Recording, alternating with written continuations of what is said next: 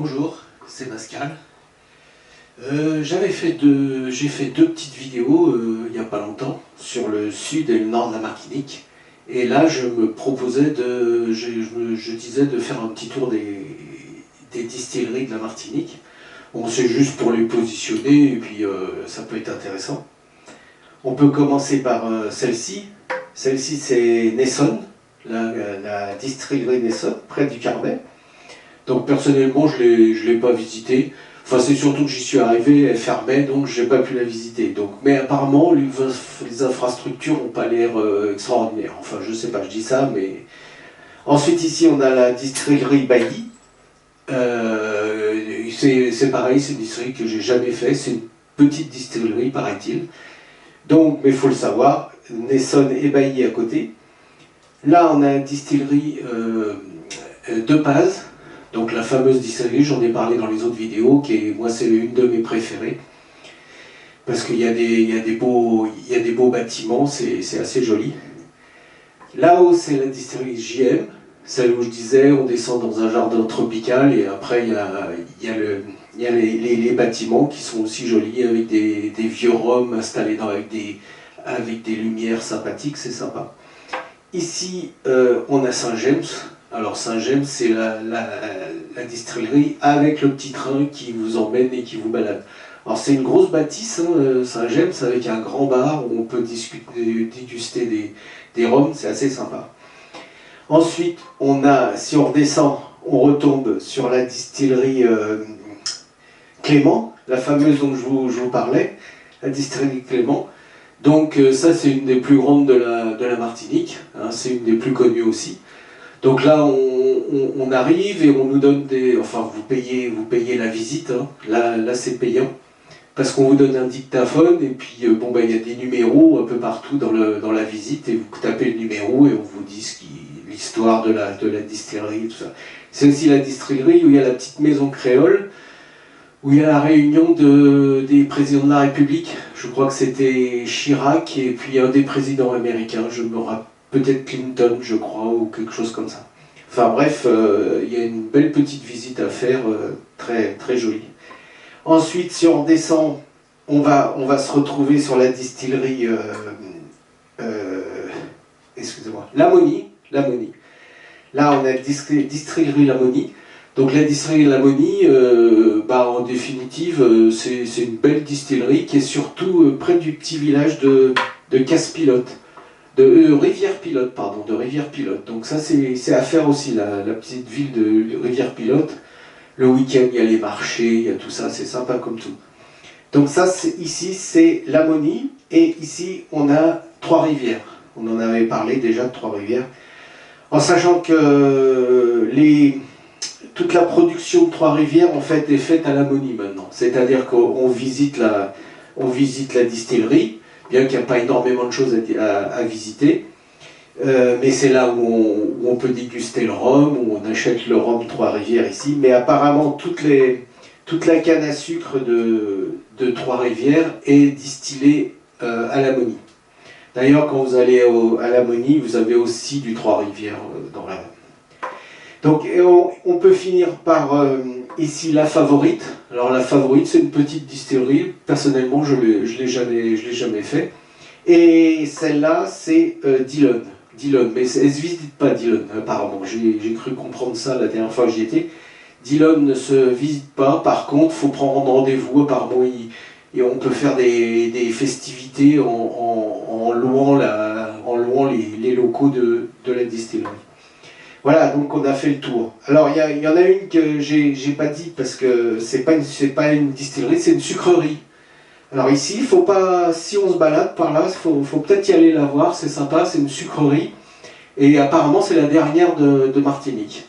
Donc l'avantage c'est qu'il y a un petit magasin, on peut acheter, alors pour des souvenirs, c'est sympa, vous savez, c'est les petites boîtes avec tous les petits bâtonnets de sucre à l'intérieur, toutes les couleurs, il y a plein de petites choses en souvenir peut-être qui peut être intéressant ici. Voilà, on a fait le tour des distilleries. Donc, Nesson, Bailly, De Paz, JM, ici Saint-James, ensuite par là on a Clément, je réfléchissais. Clément, ici on a l'Ammonie, et ici on a Trois-Rivières. Ici on a La Favorite, et ici on a Dillon, qui se visite pas apparemment. Voilà, on a fait le tour de la Martinique en ce qui concerne les distilleries. Alors bon, elles sont toutes à visiter, parce que tous ceux qui sont visitables, si je puis dire, sont à visiter, parce qu'elles sont vraiment sympathiques. Voilà, donc pour la suite de cette vidéo, je voulais vous donner quelques généralités hein, sur la Martinique. Bon, une dont j'ai déjà parlé, c'est que il faut savoir qu'il fait nuit à 18h tous les jours, pratiquement, 18h, 18h30, là-bas. Hein, ça, faut le savoir. Alors je dis ça parce que c'est pour le voyage. Alors le voyage, il y a trois compagnies à peu près les plus courantes qui font la Martinique. Hein, c'est Corsair, Air Caraïbes et Air France. Voilà. Donc pourquoi je parle de 18h, c'est pour les horaires, parce que c'est vrai que, bon bah ça je veux dire quand on parle là-bas, j'ai presque envie de dire que c'est un détail, mais je le dis quand même, c'est que plus on va arriver tôt, parce que comme il fait nuit à 18h, plus on arrive tôt, il faut savoir que les vols là-bas arrivent vers entre 14h et 16h, avec le décalage horaire, hein, heure locale, hein, on s'entend bien. Pour vous il est déjà minuit quand vous arrivez pratiquement. Du coup, et si on y vient pour la première fois, si on ne connaît pas la Martinique, si on ne connaît pas bien sûr les itinéraires pour aller dans une location, alors là c'est plus pour quand vous avez une location toute seule, quoi, pas un hôtel, pas des choses comme ça. Il faut faire attention quand même, des fois c'est peut-être pas plus mal de prendre un vol le plus tôt possible, où vous arrivez le plus tôt possible, parce que le temps de sortir de l'aéroport, le temps d'aller louer votre voiture. Alors location, on en reparlera, je voulais vous faire un petit truc sur les locations de voitures. Mais location de voiture, moi j'ai toujours loué à l'aéroport, rendu à l'aéroport. C'est le plus simple, enfin pour moi je trouve que c'est le plus simple, le plus pratique, comme ça on fait ce qu'on veut, on rentre, enfin on retourne à l'aéroport à la fin de séjour quand on veut, au moment où on veut, c'est impeccable. Bon, c'est comme ça que je fais, il y en a d'autres qui font autrement, il n'y a pas de problème. Donc ce que je voulais dire par là, c'est qu'il faut faire attention donc entre la sortie de l'aéroport, qui peut durer un petit bout de temps, hein, c'est quand même des gros porteurs qui nous emmènent, donc il y a beaucoup de bagages. Ensuite, choper la voiture. Alors, une fois de plus, je répète, hein, plein de choses que je vais dire là dans cette vidéo, c'est par rapport à la période, c'est-à-dire au mois d'octobre. Parce que moi, comme j'ai dit, depuis quelques années, j'y vais qu'au mois d'octobre, parce que c'est la période creuse, c'est la période pour moi la plus sympa sur l'île. Bon, bref, ça c'est autre chose. Et donc, quand vous y allez au mois d'octobre, déjà, pour avoir la voiture, ça prend un peu de temps. Alors, je me dis que quand vous êtes en pleine période estivale, je ne sais pas comment ça va. J'ai un collègue qui a 4 ans, puisqu'il y a 4 ans qu'il y avait été. Il m'a dit quand même qu'il a mis 2 heures pour prendre sa voiture de location. Hein. Donc, je le dis comme ça. Donc, ça veut dire qu'arrivé un moment, il va faire nuit. Vous avez à peine eu votre voiture, que vous allez, si vous avez un vol tard, hein, on s'entend bien, vous allez à peine avoir votre voiture qui va commencer à faire nuit. Alors là, pour aller récupérer votre location, si elle est ou en bas, puisque l'aéroport est ici, hein, il est ici l'aéroport. Si elle est par là, votre location, ou par là, donc ça vous fait quand même pas mal de chemin, hein, faut pas croire, mine de rien, il y a des rocades, mais en règle générale, on roule pas très vite en Martinique. Hein. Donc ça fait un peu long pour récupérer votre location. Et des fois, vous arrivez, il fait nuit, donc c'est pas toujours évident. L'autre chose qu'il faut bien voir, c'est quand on arrive, bah, on n'a pas prévu de quoi manger. Hein, on est d'accord, hein, vous n'avez pas emmené dans vos valises pour manger. Donc ce qui fait que pour trouver à manger ce soir-là, le soir de l'arrivée, pareil, c'est un peu speed. Hein. Donc... bon, moi qui connais, je sais très bien que en repartant comme je l'ai dit, je suis tout le temps à Sainte-Anne quand je vais en Martinique. Donc je passe par cette route-là et je sais qu'il y a des supermarchés à El Saint-Clus ou au Marin. Donc bon, je connais l'histoire, c'est pour ça que je commence à connaître la chanson. Mais pour ceux qui ne connaissent pas, bah, il faut peut-être d'entrée essayer de voir, trouver un petit supermarché pour vous acheter 2-3 bricoles, parce qu'après, ça sera fini. Quand vous arriverez en haut, ce sera fermé. Voilà. Ça, c'était important de le dire quand vous arrivez. Donc, c'est des petites contraintes quand on arrive à la Martinique, hein. Ensuite, je voulais, quand on part, faut acheter des billets. Alors y a plein de sociétés qui vous vendent des billets. Alors il faut savoir qu'il y en a, vous avez peut-être déjà vu, hein, il y en a qui vous disent 23 kilos de bagages en soute et d'autres 2 fois 23 kilos. Alors il faut regarder, c'est par période j'ai l'impression, parce que une fois je voulais prendre les billets par justement une boîte qui faisait 2 fois 23 kilos, quand je suis arrivé c'était plus d'actualité. Bon, alors faut faire attention. Alors les bagages c'est pareil, alors les bagages, c'est assez baseux, je commence à connaître un peu la chanson. Les bagages, moi j'essaye de remplir à moitié 2 valises. 23 kilos pour ma femme, 23 kilos pour moi, mais je mets pas 23 kilos. Du coup, je mets à peine 17-18 kilos. Pourquoi? Parce que je ramène du rhum, hein, comme tout le monde. Si on va là-bas, au prix où est le litre de rhum à la Martinique, ça vaut super le coup. Alors, un conseil encore, prenez pas de bouteille, à moins que vous aviez un cadeau à faire. Bon, là, c'est sympa d'offrir la bouteille et tout à l'effigie de la distillerie. Mais ramenez des cubis. Les cubis, déjà, c'est moins lourd, hein, le verre, le carton est moins lourd que le verre, et vous prenez le cubis de 2 litres. Alors moi, à chaque coup que je reviens à peu près avec 8 litres de rhum. Alors me demandez pas si on a le droit ou pas, j'ai jamais cherché à comprendre, j'ai jamais eu de problème. Bon, maintenant, ça peut arriver. Alors 8 litres de rhum en cubis, en carton, qu'on met dans les valises.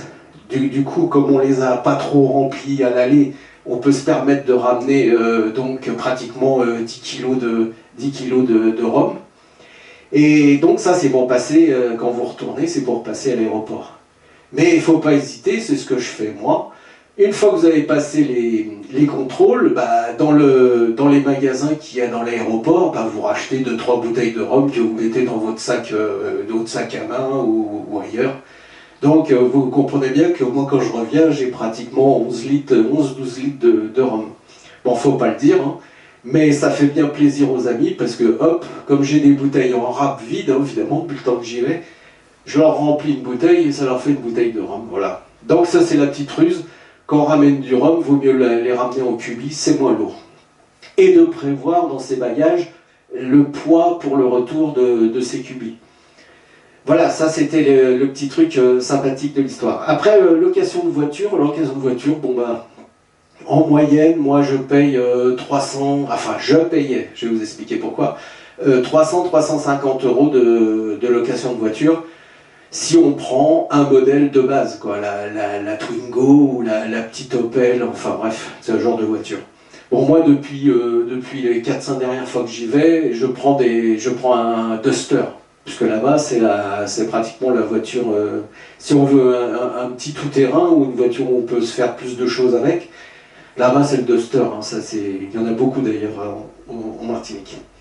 Donc voilà, donc moi, depuis 4-5 ans, je paye 500, un peu plus, 500-550 euros, ça dépend des années, pour un Duster.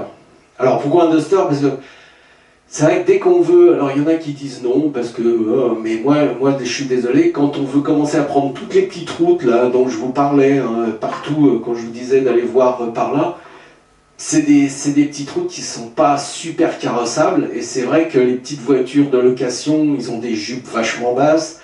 Enfin bref, on esquinte toujours les jupes des voitures là-bas, il faut le savoir. Donc avec le Duster, vous êtes tranquille, c'est la bagnole qui passe partout, impeccable. Donc voilà, ça c'est pour les locations de voitures. Alors location de voiture, je répète, moi je le prends toujours à l'aéroport, je la rends à l'aéroport. Mais c'est vrai qu'il y a des gens qui, enfin c'est peut-être les loueurs qui font ça, venez, vous inquiétez pas, quand vous arriverez à destination, on vous trouvera une voiture et machin. Bon, c'est une autre solution. Alors après, comment on va de l'aéroport à sa location, je sais pas. Ils prennent le taxi ou des petits, je sais pas. Pour ça, l'idéal, voiture à l'aéroport et on la rend à l'aéroport et on est tranquille. Alors l'autre truc qui m'est arrivé il y a 2 ans là, c'est que je me suis fait enfoncer l'aile de ma voiture. C'est la première fois. Depuis que j'y vais depuis 89, hein, vous voyez, c'est pas d'hier, c'est la première fois que j'ai un problème avec la voiture de location. Donc on m'a enfoncé l'aile sur un parking de supermarché, tout bêtement. Hein. Je reprends la voiture, je dis mince, qu'est-ce que c'est que ça? Bon bref. Alors là, il faut le savoir qu'ils m'ont piqué ma caution qui était de 1200 €, ce qui n'était pas excessif. 1200 €, bon bah voilà, il faut le savoir. Alors on peut prendre l'assurance. Alors l'assurance, je ne sais plus combien c'est, ça faut se renseigner. Alors c'est un choix, on la prend, et puis si je l'avais pris, effectivement, j'aurais pas perdu ma caution, ils me l'auraient rendue.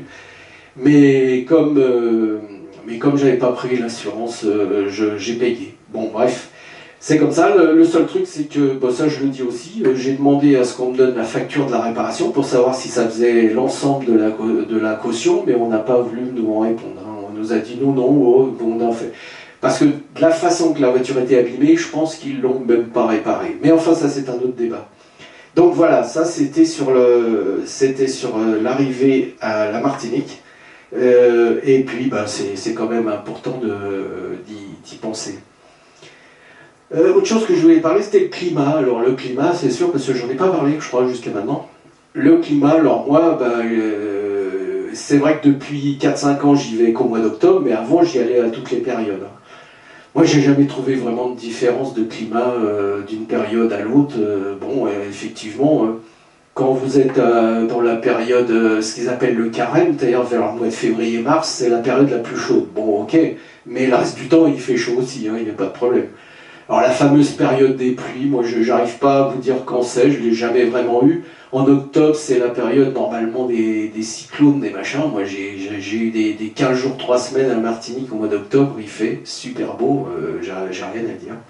Bon, il pleut, hein, il pleut régulièrement en Martinique, mais il pleut 1 heure, et encore, il peut 10 minutes, une demi-heure, 1 heure à tout casser.